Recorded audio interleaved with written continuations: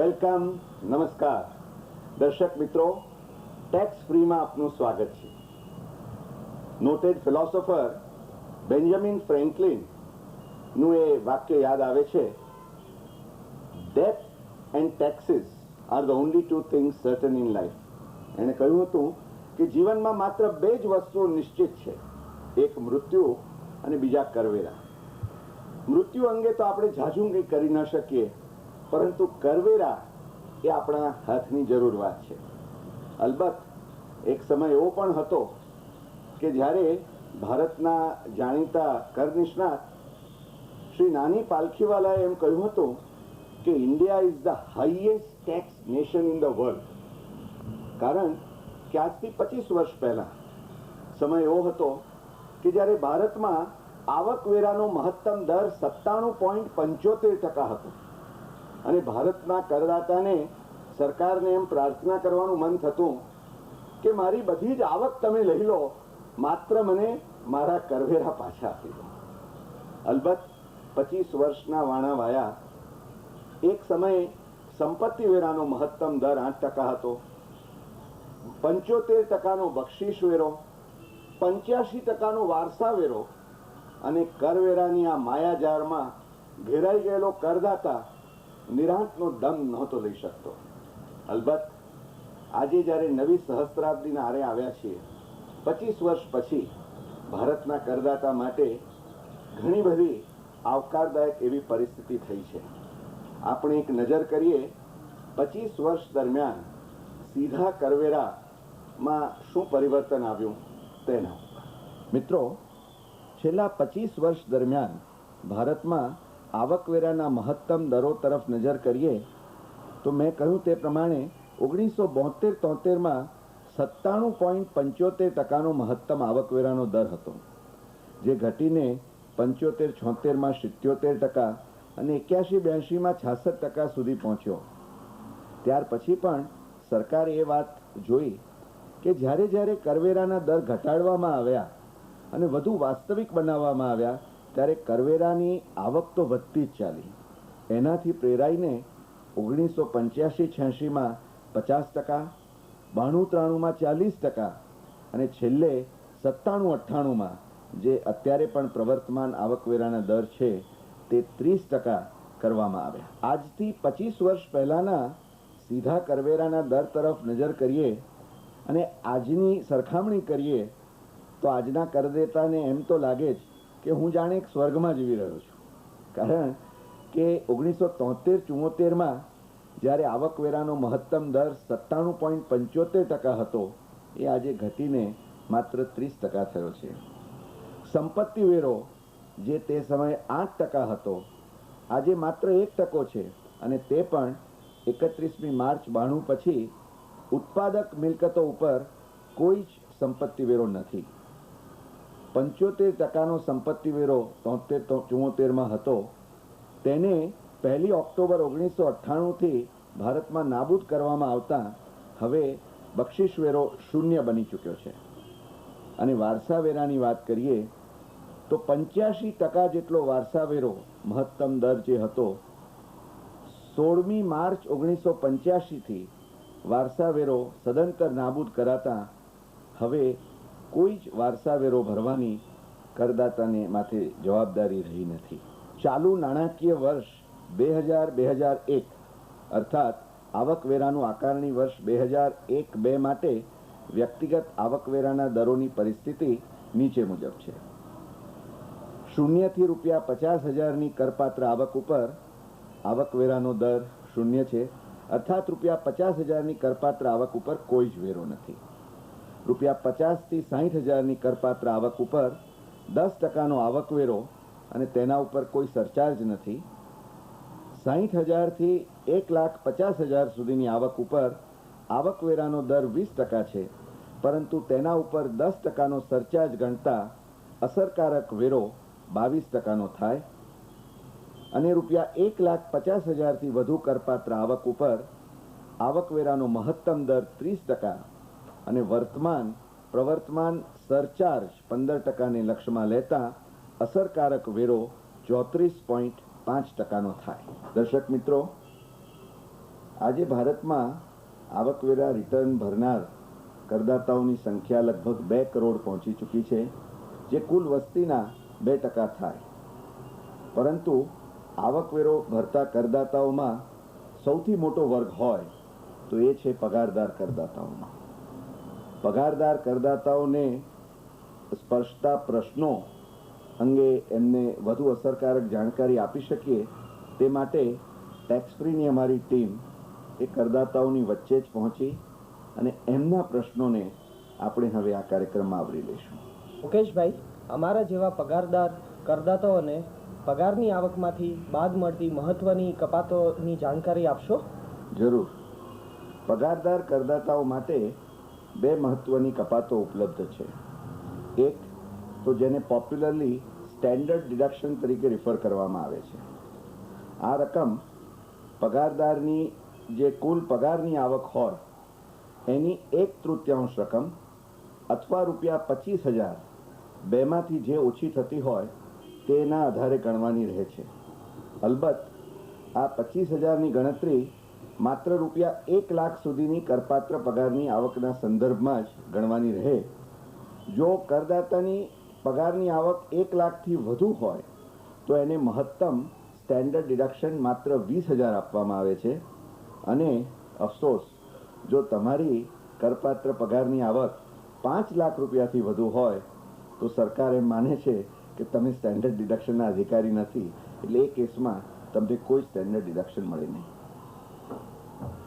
બીજી જે મહત્વની કપાત તે પ્રોફેશનલ ટેક્સના સંદર્ભમાં છે. મિત્રો, આપ જાણો છો કે પગારદાર કરદાતાની પગારમાંથી પ્રોફેશનલ ટેક્સ રાજ્ય સરકાર દ્વારા કાપવામાં આવે છે. આ રકમ ₹100થી માંડીને ₹200 માસિક ધોરણે કપાતી હોય છે. જે કોઈ રકમ થાય તે રકમ તમારા પગારની કરપાત્ર આવકમાંથી બાદ કરીને એની આવક નક્કી કરવામાં આવે છે. હા મુકેશભાઈ, હું એક સરકારી કર્મચારી છું અને ભાડાના મકાનમાં રહું છું. પગારમાં મને ઘરભાડું પણ મળે છે. તો આવકવેરાના કાયદા હેઠળ મને જે ઘરભાડાની રકમ પગારમાં મળે છે એ કરમુક્ત ગણાય કે નહીં? જે કેટલાક નિયમો અને શરતોને આધીન પગારદાર કર્મચારી દ્વારા હાઉસ રેન્ટ એલાઉન્સ અથવા HRA ની જે રકમ એને મળે છે તે કરમુક્ત ગણવામાં આવે છે. એના માટેની જે શરતો છે તે આપણે તપાસીએ. આવકવેરા કાયદાની કલમ 10(13) અન્વયે નીચેની 3 રકમો પૈકી સૌથી ઓછી રકમ કરમુક્ત ગણાશે. 1. કર્મચારીને મળેલી ઘરભાડા ભથ્થાની રકમ. 2.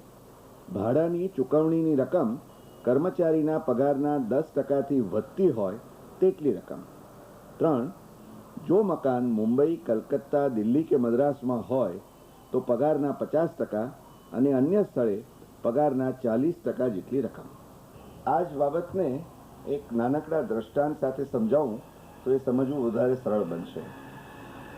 માની લો કે અમદાવાદનો એક પગારદાર કરદાતા જેની પગારની આવક ₹80,000 છે તે માસિક ₹2,500 હિસાબે વાર્ષિક ₹30,000 મકાન ભાડું ભરે છે અને તેના માલિક તરફથી તેને માસિક 2,000ના ધોરણે ₹24,000 ઘર ભાડા ભથ્થું અથવા HRA મળે છે.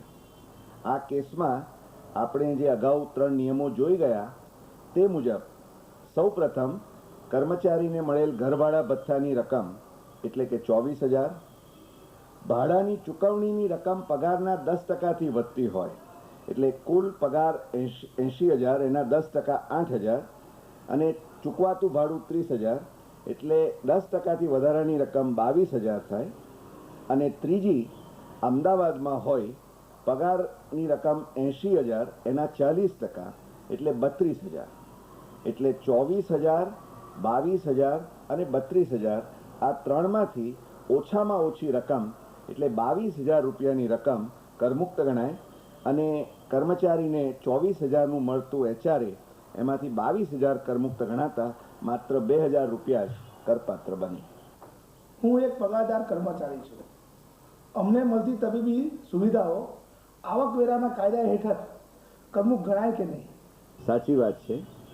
આવકવેરાના કાયદાની કલમ 17(2) હેઠળ મુખ્યત્વે આ નીચે જણાવેલી 4 જે સુવિધાઓ છે એને કરમુક્ત ગણવાની જોગવાઈ છે.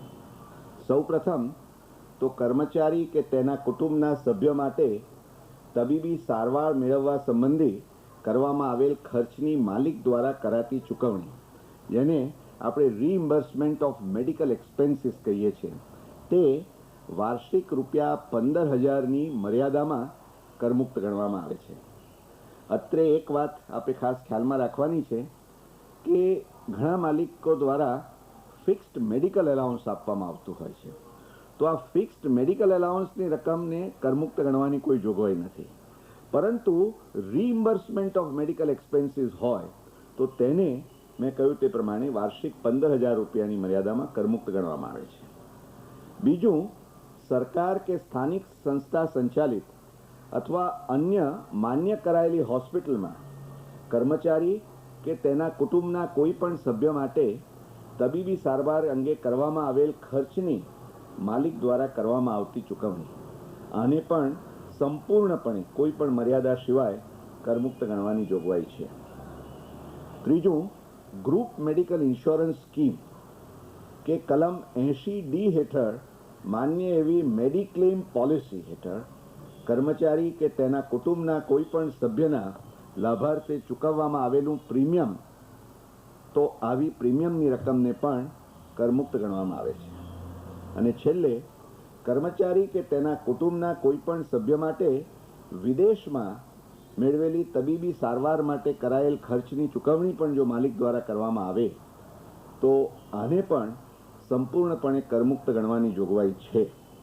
અલબત્ત આમાં એક રાહતકારક જોગવાઈ એ પણ છે કે જો કર્મચારીની કુલ ગ્રોસ વાર્ષિક આવક ₹2 લાખથી ઓછી હોય તો એવા કેસમાં કર્મચારીની સાથે કોઈ એટેન્ડન્ટ જો એના વિદેશમાં તબીબી સારવાર માટે ગયા હોય તો આ એટેન્ડન્ટનો પ્રવાસનો ખર્ચ અને ત્યાંનો રહેવાનો ખર્ચ પણ જો માલિક દ્વારા ચૂકવવામાં આવે તો તેને કરમુક્ત ગણવામાં આવે છે.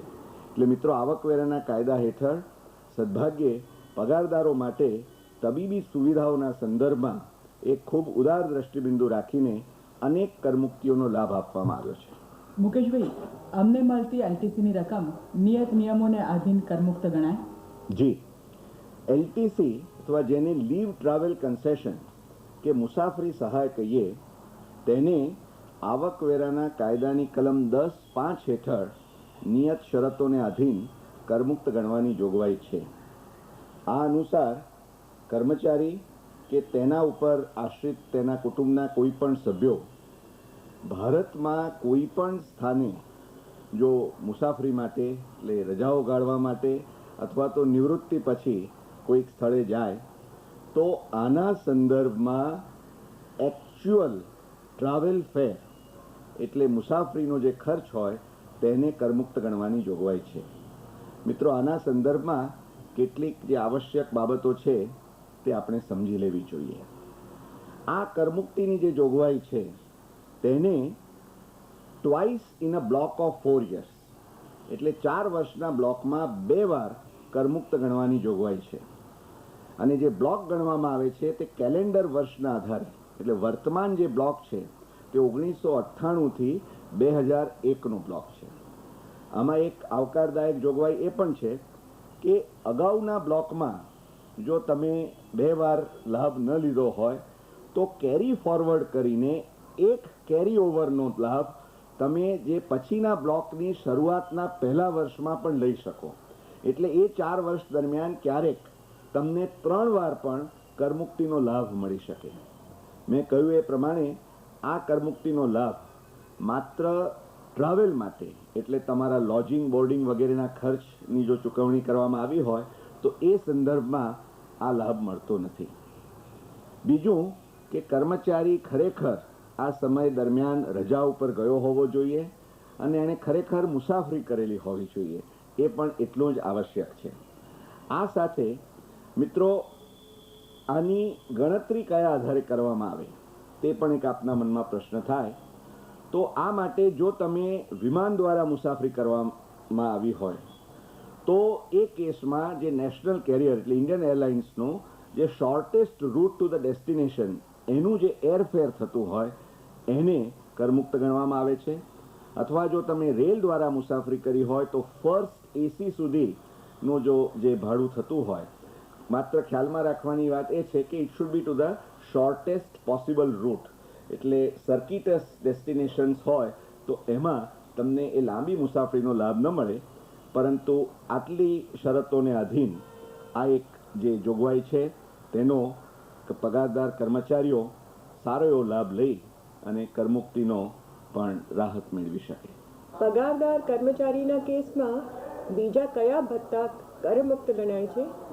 આ ખૂબ જ મહત્વનો સવાલ છે મિત્રો. આવકવેરાના કાયદાની કલમ 10(14) જેની સાથે સંલગ્ન નિયમ 2BB રૂલ 2BB બનાવવામાં આવ્યો છે, એમાં અનેકવિધ મહત્વના કરમુક્ત ભથ્થાઓની વાત કરવામાં આવી છે. તો આના ઉપર આપણે એક ક્લોઝ લુક લઈએ. ટૂર એન્ડ ટ્રાન્સફર અલાવન્સ કર્મચારીને પોતાની ફરજો બજાવવાના હેતુસર કરવી પડેલી મુસાફરીના સંદર્ભમાં થયેલ ખર્ચ માટે આપવામાં આવેલ ટૂર એન્ડ ટ્રાન્સફર અલાવન્સ તેમજ નોકરી દરમિયાન થયેલી તેની બદલી કે ટ્રાન્સફરના સંદર્ભમાં તેણે કરવા પડેલ ખર્ચ માટે આપવામાં આવેલ અલાવન્સ. કન્વેયન્સ અલાવન્સ કર્મચારીને પોતાની ફરજો બજાવવાના હેતુસર માલિક તરફથી આપવામાં આવેલ કન્વેયન્સ અલાવન્સ અર્થાત વાહન ભથ્થું. કર્મચારીને માલિક તરફથી કોઈ મફત વાહનની સવલત પૂરી પાડવામાં આવી નથી તે શરતને આધીન આ ભથ્થું કરમુક્ત ગણાશે. ટ્રાન્સપોર્ટ અલાવન્સ કર્મચારીને તેના રહેઠાણથી કામના સ્થળે જવા આવવાની મુસાફરીના હેતુસર થતા ખર્ચને પહોંચી વળવા માટે તેના માલિક દ્વારા આપવામાં આવેલ માસિક ₹800 વાર્ષિક 9600ની મર્યાદામાં ટ્રાન્સપોર્ટ અલાવન્સ. આ સંદર્ભમાં એ ખ્યાલમાં રાખવું જોઈએ કે અંધ અથવા અપંગ કર્મચારીઓના કેસમાં ટ્રાન્સપોર્ટ એલાવન્સની કરમુક્તિ મર્યાદા બમણી અર્થાત માસિક ₹1600 વાર્ષિક 19200ના આધારે ગણવામાં આવે છે. ચિલ્ડ્રન એજ્યુકેશન અલાવન્સ કોઈ પણ કર્મચારીના બાળકો શિક્ષણનો લાભ લેતા હોય તો તે સંજોગોમાં તેના માલિક તરફથી વધુમાં વધુ 2 બાળકોની મર્યાદામાં બાળક દીઠ માસિક ₹100ના ધોરણે આપવામાં આવતું ચિલ્ડ્રન એજ્યુકેશન અલાવન્સ ચિલ્ડ્રન હોસ્ટેલ અલાવન્સ. કર્મચારીને તેના માલિક તરફથી વધુમાં વધુ 2 બાળકોની મર્યાદામાં બાળક દીઠ માસિક ₹300ના ધોરણે આપવામાં આવતું ચિલ્ડ્રન હોસ્ટેલ અલાવન્સ એટલે વાર્ષિક મહત્તમ ₹7200નું આવું ભથ્થું કરમુક્ત મળી શકે. હેલ્પર એલાવન્સ જો કર્મચારીએ તેની નોકરી અંગેની ફરજો બજાવવા માટે કોઈ હેલ્પર કે મદદનીશની મદદ લીધી હોય તો તે સંજોગોમાં આ સંબંધી તેને થયેલ ખર્ચને પહોંચી વળવા તેના માલિક તરફથી આપવામાં આવેલ હેલ્પર અલાવન્સ. એકેડેમિક રિસર્ચ ઓર પ્રોફેશનલ પરસ્યુટ અલાવન્સ જે શૈક્ષણિક કે સંશોધન સંસ્થામાં કામ કરતા કર્મચારીને તેની નોકરી સંબંધી શૈક્ષણિક સંશોધન કે તાલીમી પ્રવૃત્તિઓ હાથ ધરવા માટે પ્રોત્સાહન સ્વરૂપે આપવામાં આવે છે તેને પણ કરમુક્ત ગણવાની જોગવાઈ છે. યુનિફોર્મ અલાવન્સ કર્મચારીને તેની નોકરી પરની ફરજો દરમિયાન પહેરવા માટે યુનિફોર્મની ખરીદી તેમજ નિભાવ અર્થાત ધોલાઈ, ઇસ્ત્રી વગેરે માટેના ખર્ચને પણ પહોંચી વળવા માટે તેના માલિક તરફથી આપવામાં આવેલ યુનિફોર્મ એલાવન્સને પણ કરમુક્ત ગણવાની જોગવાઈ છે. મુકેશભાઈ, અમને સ્ટાફ વેલફેર સ્કીમ હેઠળ મકાન માટે અને વાહન ખરીદવા માટે લોન મળે છે. હવે જો હું આવી લોન લઉં તો એની વ્યાજની રાહતની રકમ એ કરપાત્ર ગણાય કે નહીં? આ એક ખૂબ જ મહત્વનો પ્રશ્ન છે. અલબત્ત કરદાતા મિત્રોને જાણીને આનંદ થશે કે સુપ્રીમ કોર્ટે આ મુદ્દા ઉપર જે કોન્ટ્રોવર્સી હતી એના ઉપર પડદો પાડી દીધો છે કરદાતાની તરફેણમાં. VM સલગાવકર એન્ડ બ્રધર્સના કેસમાં સુપ્રીમ કોર્ટે પોતાના ચુકાદામાં અગાઉ કર્ણાટક હાઈકોર્ટે MK વૈદ્યના કેસમાં જે ચુકાદો આપ્યો હતો એને અનુમોદન આપતા એમ કહ્યું કે સ્ટાફ વેલફેરના એક ભાગરૂપે જો માલિક તરફથી કર્મચારીને કાં તો વિના કોઈ પણ વ્યાજના દરે અથવા વ્યાજના રાહતકારક દરે જો લોન આપવામાં આવે તો આવી વ્યાજની તફાવતની કે રાહતની રકમને કરપાત્ર સવલત ગણી શકાય નહીં. એટલે મિત્રો આ કેસમાં તમારે કોઈ ચિંતા કરવાનું કારણ ન રહે અને આને કરપાત્ર સવલત ગણવાનો કોઈ પ્રશ્ન ઉપસ્થિત થાય નહીં. હું સરકારી કર્મચારી છું. મારા મનમાં એક પ્રશ્ન ઊભો થાય છે કે જે મારા બાળકોને ઉચ્ચ અભ્યાસ માટે જે સ્કોલરશીપ મળે છે તે રકમ કરપાત્ર ગણાય કે નહીં?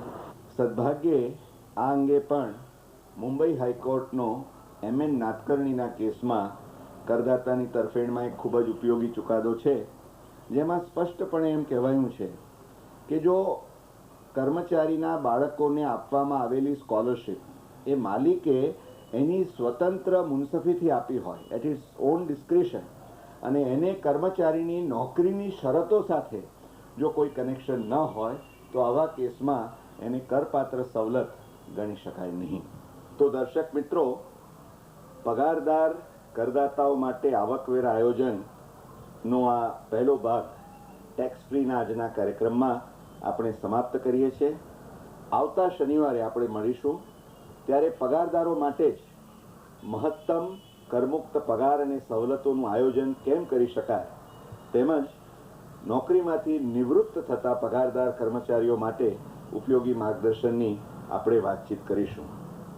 આશા કરીએ છીએ કે આ કાર્યક્રમ આપને પસંદ પડશે. આ કાર્યક્રમના સંદર્ભમાં આપના સૂચનો હોય અથવા પ્રશ્નો હોય તો અમને જરૂરથી અમારા આ સરનામે આપ મોકલી આપો એવી આગ્રહભરી વિનંતી.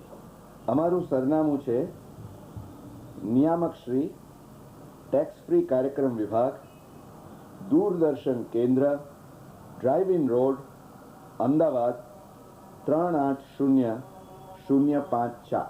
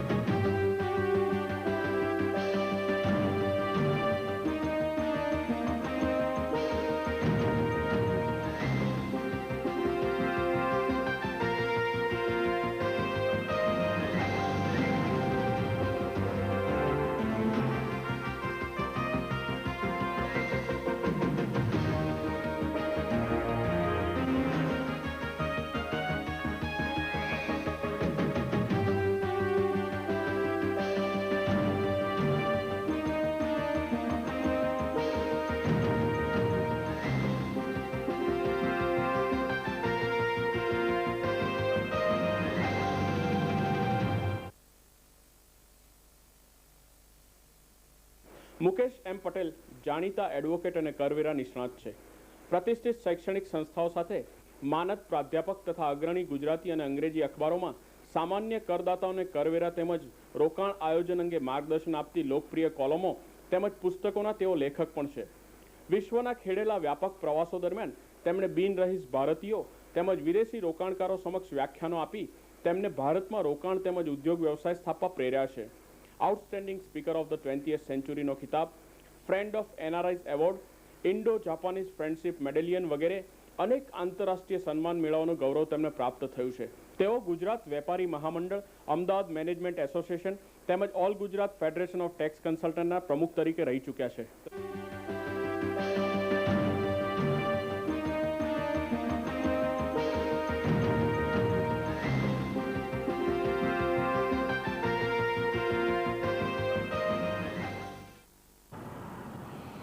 નમસ્કાર દર્શક મિત્રો. પગારદારો, રોકાણકારો, ધંધાદારીઓ અને અનેક સામાન્ય કરદાતાઓને તેમના કરવેરા તેમજ રોકાણ આયોજન અંગે સરળ અને વ્યવહારુ માર્ગદર્શન આપવાના હેતુસર આ કાર્યક્રમ ટેક્સ ફ્રીમાં આપનું સ્વાગત છે. આપના ઉષ્માભર્યા પ્રતિભાવ બદલ અમે આભારી છીએ.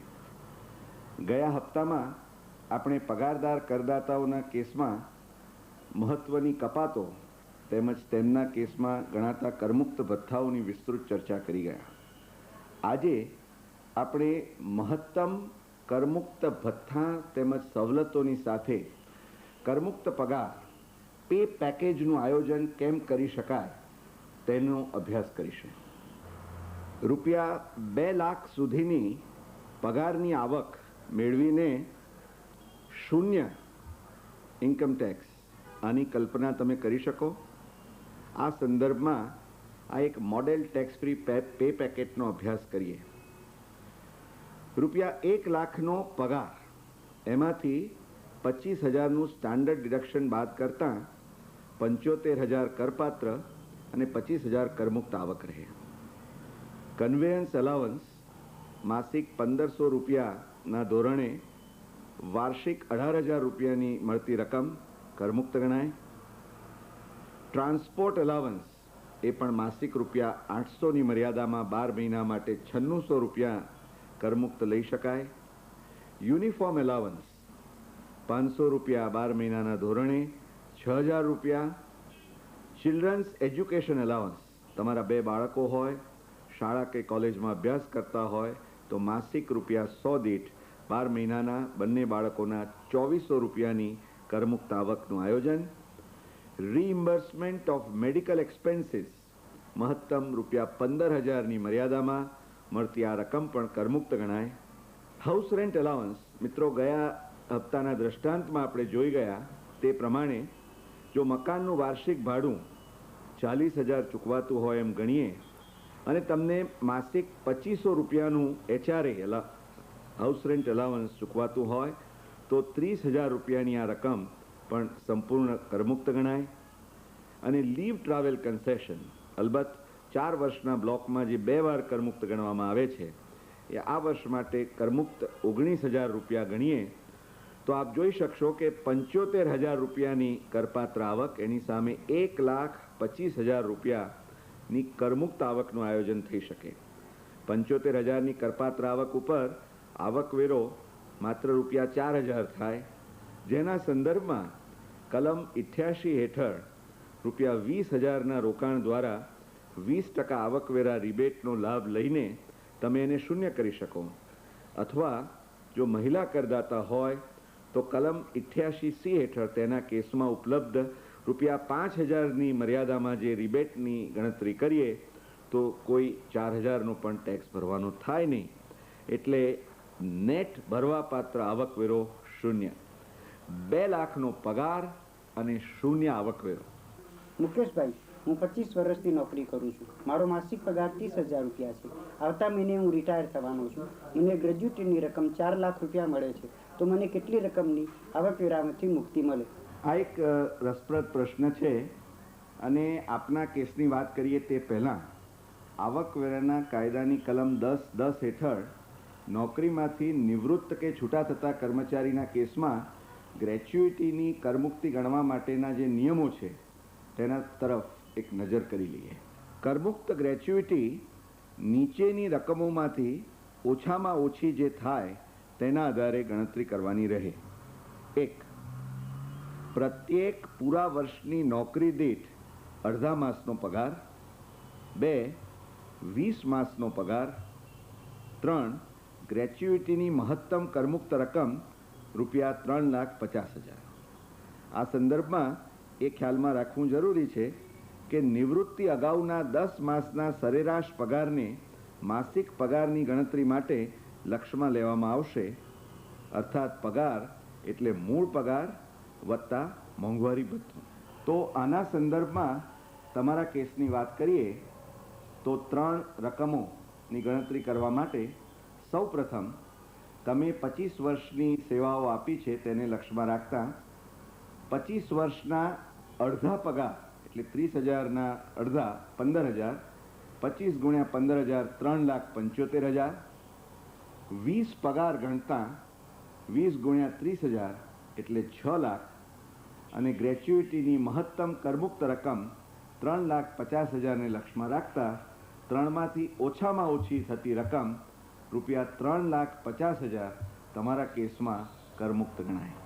મિસ્ટર મુકેશભાઈ, રિટાયર સમયે જે લીવ એન્કેશમેન્ટની રકમ આપવામાં આવે છે તે આવકવેરામાંથી મુક્ત ગણાય કે નહીં?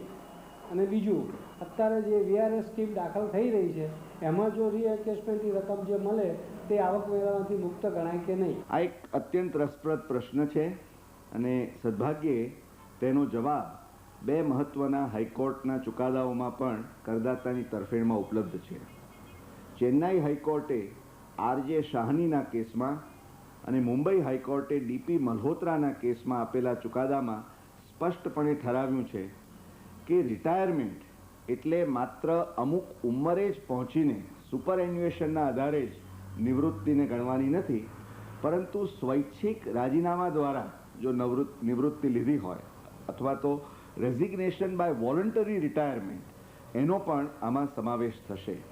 આને લક્ષ્યમાં રાખતા વોલન્ટરી રિટાયરમેન્ટ સ્કીમ હેઠળ નિવૃત્ત થતા અથવા તો અન્યથા રાજીનામું આપીને છૂટા થતા કર્મચારીઓને મળતી લીવ એન્કેશમેન્ટની રકમ પણ આવકવેરાના કાયદાની કલમ 10(10) હેઠળ કરમુક્તિનો લાભ આ બેમાંથી કોઈ પણ કેસમાં મળી શકે અને જેની ગણતરી 10 અર્ન્ડ લીવ્સ 10 મહિનાની અર્ન્ડ લીવ્સના આધારે અથવા તો ₹2,40,000ની મર્યાદામાં થતી જે રકમ હોય તેને કરમુક્ત ગણવાની જોગવાઈ છે.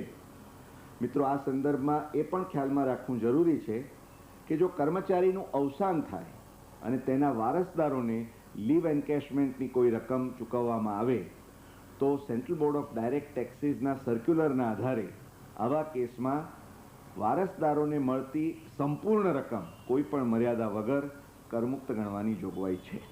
મુકેશભાઈ, હું બેંકનો એક કર્મચારી છું અને વીઆરએસની યોજનાનો લાભ લેવા માગું છું. તેમાં મને આશરે 8 લાખ રૂપિયા મળે તેમ છે. તેમાંથી 4 લાખ રૂપિયા મને રોકડા મળે છે અને 4 લાખ રૂપિયા મને 5 વર્ષના બોન્ડમાં મળે છે. તો વીઆરએસની આ જે રકમની કરપાત્રતાની જોગવાઈ વિશે મને કંઈ સમજાવશો? આપના જેવા બેંકના કર્મચારીઓ તેમજ અનેક કર્મચારીઓ જેઓ આજકાલ વીઆરએસ અથવા ગોલ્ડન હેન્ડશેકની યોજનાનો લાભ લેવાનું આયોજન કરી રહ્યા છે તેમના માટે એક આ ખૂબ જ મહત્ત્વનો સવાલ છે. આવકવેરાના કાયદાની કલમ 10(10) હેઠળ વોલન્ટરી રિટાયરમેન્ટ સ્કીમ જેને માન્ય કરવામાં આવી હોય તેમાંથી મળતી ₹5 લાખની મર્યાદામાં રકમને કરમુક્ત ગણવાની જોગવાઈ કરવામાં આવી છે. એટલે આપના કેસમાં 8 લાખમાંથી 5 લાખ બાદ કરતાં બાકીની 3 લાખ કરપાત્ર તો ગણાય છે અને 4 લાખની રકમ તમે બોન્ડમાં રોકી છે માટે તેનો આવકવેરો ભવિષ્યમાં ભરવાનો થાય એ સ્ટેન્ડ તમે લઈ શકો નહીં, કારણ કે આવકવેરાના કાયદા હેઠળ એક્રુઅલના ધોરણે તમને જે વર્ષમાં આ મળે છે બોન્ડ સ્વરૂપે પણ તે જ વર્ષમાં કરપાત્ર ગણાય. અલબત્ત આ સંદર્ભમાં તમે એક ઉપયોગી રાહતનો જરૂરથી લાભ લેવાનું આયોજન કરી શકો. આવકવેરાના કાયદાની કલમ 89(1) રૂલ 21(a) સાથે section 89(1) red with rule 21(a) જોગવાઈઓ અનુસાર જો હજુ નિવૃત્તિ પહેલાં તમારા 3 વર્ષની નોકરીનો સમય બાકી હોય તો તેવા કેસમાં તમને મળેલી જે રકમ કરપાત્ર 5 લાખ કરમુક્ત અને બાકીની 3 લાખની કરપાત્ર રકમ તમે તમારી નોકરીના અગાઉના 3 વર્ષની જે કરપાત્ર આવક હોય એની સાથે એને સ્પ્રેડ ઓવર 3 વર્ષમાં કરીને એનો જે એવરેજ રેટ ઓફ ટેક્સ થતો હોય તેની ગણતરી કરીને જે વર્ષમાં તમને મળે છે તેમાં તમને એવરેજ રેટ ઓફ ટેક્સ શું થાય છે એ ગણતરી કરીને બેનો જે તફાવત થાય તે તફાવતની રકમ કલમ 89(1) હેઠળ આવકવેરા રાહતના સંદર્ભમાં લઈ શકો. આ એક તમને મળતો ખૂબ જ ઉપયોગી લાભ છે, તે જરૂર ખ્યાલમાં રાખશો. મુકેશભાઈ, નિવૃત્ત થતા કર્મચારીને અન્ય કઈ રકમો આવકવેરા મુક્તિને પાત્ર છે? જરૂર. આના સંદર્ભમાં 3 મહત્વની બાબતોને આપ ખ્યાલમાં રાખી શકો. એક તો આવકવેરાના કાયદાની કલમ 10(10) હેઠળ કોમ્યુટેશન ઓફ પેન્શન એટલે પેન્શનની રૂપાંતરિત રકમ જે કર્મચારીને મળે તેને કરમુક્ત ગણવામાં આવે છે, જેનું ધોરણ આ મુજબ છે કે જો કર્મચારીને ગ્રેચ્યુઇટી મળી હોય તો પેન્શનના કોમ્યુટેશનની 1/3 રકમ અને ગ્રેચ્યુઇટીનો લાભ ન મળ્યો હોય તો રૂપાંતરિત રકમની અડધી રકમ કરમુક્ત ગણવાની જોગવાઈ છે. આ ઉપરાંત આવકવેરાના કાયદાની કલમ 10, 11 અને 10, 12 અન્વયે સ્ટેચ્યુટરી પ્રોવિડન્ટ ફંડ અથવા રેકગ્નાઇઝ પ્રોવિડન્ટ ફંડમાંથી પોતાના ખાતે જે કંઈ જમા રકમનું બેલેન્સ હોય તે મળતી સંપૂર્ણ રકમ કોઈ પણ મર્યાદા વગર મિત્રો કર્મચારીના હાથમાં કરમુક્ત ગણવાની જોગવાઈ છે. આ ઉપરાંત આવકવેરાના કાયદાની કલમ 10, 13 હેઠળ એપ્રુવડ સુપર એન્યુએશન ફંડમાંથી મળતી રકમો નીચેના કેસમાં કરમુક્ત ગણવામાં આવે છે.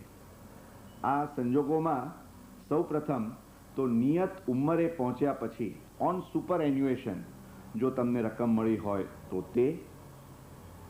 બીજું, તમારા અવસાનના સંદર્ભમાં તમારા કાનૂની વારસદારોને જો સુપર એન્યુએશન ફંડમાંથી કોઈ રકમ ચૂકવવામાં આવી હોય તો તે. અને ત્રીજું કે સુપર એન્યુએશનની ઉંમરે પહોંચ્યા પહેલાં જો કોઈ શારીરિક અક્ષમતાને કારણે તમારે નોકરીમાંથી છૂટા થવું પડે તો એ સંદર્ભમાં તમને મળતી રકમ, આ 3 સંજોગોમાં મળતી રકમોને મિત્રો કરમુક્ત ગણવાની, સંપૂર્ણ કરમુક્ત ગણવાની જોગવાઈ છે. મુકેશભાઈ, ટેક્સ ફ્રી પર્ક શું છે? મેં સાંભળ્યું છે કે ટેક્સ ફ્રી પર્ક હેઠળ પગારદાર કર્મચારીઓને ઘણા લાભ મળે છે. મિત્રો, પગારની આવકની ગણતરીમાં પરક્વિઝિટ્સ અથવા જેને આપણે ગુજરાતીમાં સવલત કહીએ તેને કરપાત્ર પગારની આવકની ગણતરીમાં સમાવેશ કરવાની જોગવાઈ છે. અને આના આધારે માલિક દ્વારા કર્મચારીને આપવામાં આવેલી સવલતો જેમ કે ભાડામુક્ત રહેઠાણ, ભાડાના રહેઠાણમાં અપાયેલી રાહત અથવા તો અન્ય પ્રકારની બાબતો જેમાં કર્મચારીને માથે ખર્ચો કરવાની જવાબદારી હોય પણ તેના બદલામાં માલિક તેના વતી એ રકમોની ચૂકવણી કરે તો આ તમામને ટેક્સેબલ પરક્વિઝિટ્સ અથવા ટેક્સેબલ પર્ક્સ ગણવામાં આવે છે. પરંતુ સીધા કરવેરા માટેના મધ્યસ્થ બોર્ડની વહીવટી સૂચનાઓ તેમજ અનેક કાયદાકીય ચુકાદાઓના આધારે કેટલીક મહત્ત્વની ટેક્સ ફ્રી પર્ક્સ જે પ્રસ્થાપિત કરવામાં આવી છે તેના તરફ આપણે એક ઝડપભેર જો નજર કરીએ તો ઓફિસના સ્થળે ઓફિસના સમય દરમિયાન જ કર્મચારીને માલિક તરફથી મફત ભોજન અથવા તો સબસિડાઇઝ્ડ લંચ કે નાસ્તા પાણીની જે સગવડ આપવામાં આવે તો આને ટેક્સ ફ્રી પર્ક ગણવામાં આવે છે. આ ઉપરાંત ઓફિસની બહાર જો દિવસ દીઠ ₹35ની મર્યાદામાં કર્મચારીને એના ભોજન માટેના ખર્ચની માલિક દ્વારા જો ચૂકવણી કરવામાં આવે તો તેને પણ ટેક્સ ફ્રી પર્ક ગણવામાં આવે છે. કર્મચારીની તાલીમ માટે માલિક દ્વારા કરવામાં આવેલો ખર્ચ, માલિક દ્વારા કર્મચારીને તેના નિવાસ સ્થાને આપવામાં આવેલી ટેલિફોનની સગવડ, માલિક દ્વારા ઉત્પાદન કરવામાં આવતું માલ એને કન્સેશનના ધોરણે કર્મચારીને આપવામાં આવે તો આવા કન્સેશનનું મૂલ્ય તેમજ પર્સનલ એક્સિડન્ટ ઇન્સ્યોરન્સ પોલિસી અથવા તો ડિફર્ડ એન્યુઇટી પોલિસીનું પ્રીમિયમ જો માલિક દ્વારા કર્મચારીના કેસમાં ચૂકવવામાં આવતું હોય તો આને પણ કાનૂની ચુકાદાઓના આધારે કરમુક્ત ગણવાની જોગવાઈ છે. આ ઉપરાંત વાહન વ્યવહારનો ધંધો કરતા માલિકના કેસમાં તેના કર્મચારીને વિનામૂલ્યે આવી વાહનની જે સગવડ આપવામાં આવી હોય અથવા તો ઇલેક્ટ્રિસિટી કંપની કે વોટર સપ્લાય કંપનીના કેસમાં જ્યાં માલિક પોતાના જ જથ્થામાંથી પોતાના કર્મચારીઓને વિનામૂલ્યે આવી વીજળી કે પાણીની સવલત આપે તો આને પણ કરમુક્ત ગણવામાં આવે છે. એટલે મિત્રો, આપણે જે અગાઉ કરમુક્ત ભથ્થા અને સવલતો જોઈ ગયા તે ઉપરાંતની આવી સવલતોનું પણ આયોજન કરીને કર્મચારી પોતાના કેસમાં એનું ટેક્સ ફ્રી પે પેકેટનું મૂલ્ય જરૂરથી વધારી શકે. નમસ્તે મુકેશભાઈ, હું સરકારી કર્મચારી છું. રિવાઇઝ પે કમિશનના આધારે મને છેલ્લા 5 વર્ષનું એરિયર્સ મળેલું છે, જેના ઉપરનું ટેક્સ આ લોકો ચાલુ વર્ષની આવક ગણીને કાપે છે. તો એ ચાલુ વર્ષની આવકમાં ટેક્સ કાપી શકાય? અને બીજું, આને લગતી બીજી કોઈ રાહતો મને મળી શકે? પે કમિશનનો જે લાભ સરકારી કર્મચારીઓને મળ્યો એના સંદર્ભમાં મિત્રો આવકવેરાના કાયદામાં ઘણા વર્ષોથી section 89(1) red with rule 21A આવા જ પ્રકારના કેસોમાં કર્મચારીઓને ઉપયોગી રાહતનો લાભ આપવા માટે ગોઠવવામાં આવેલી છે. આ અનુસાર તમને જે એરિયર્સની રકમ મળી હોય તે એરિયર્સની રકમ પાછલા વર્ષોમાં જો કરપાત્ર બનતી હોત તો કેટલો ટેક્સ થાત અને ચાલુ વર્ષમાં જ્યારે તમને મળે છે એને ઉમેરતા કેટલો ટેક્સ ભરવાનો થાય, એ બે વચ્ચેનો જે તફાવતની રકમ થાય તેને કલમ 89(1) હેઠળ આવકવેરા રાહત તરીકે આપવામાં આવે છે, જેની ગણતરી કરીને તમે એનો યોગ્ય લાભ લઈ શકો. આ સંદર્ભમાં આપે એ પણ ખ્યાલમાં રાખવું જરૂરી છે કે અગાઉ મિત્રો આ લાભ કરદાતાએ એના આવકવેરા રિટર્નમાં જ લેવો પડતો હતો અને રિટર્ન હેઠળ રિફંડ માગવું પડતું હતું. પરંતુ હવે સરકારી કર્મચારી હોય અથવા કંપની, કોઓપરેટિવ સોસાયટી, સ્થાનિક સંસ્થા, યુનિવર્સિટી વગેરેના કર્મચારીઓ હોય તો એમના કેસમાં એમને મળેલી એરિયર્સની રકમના સંદર્ભમાં જે રાહતની ગણતરી થાય તો આ માટે નિયત કરવામાં આવેલ ફોર્મ 10(E)માં જો વિગતો ભરીને ટેક્સ એટ સોર્સ કાપનાર અધિકારીને આપવામાં આવે તો એ અધિકારીને જ સત્તા આપવામાં આવી છે કે રાહતની ગણતરી કરીને એટલો ઓછો ટેક્સ કાપે કે જેથી કર્મચારીને પાછળથી આવકવેરા રિફંડની કોઈ સમસ્યા રહે નહીં.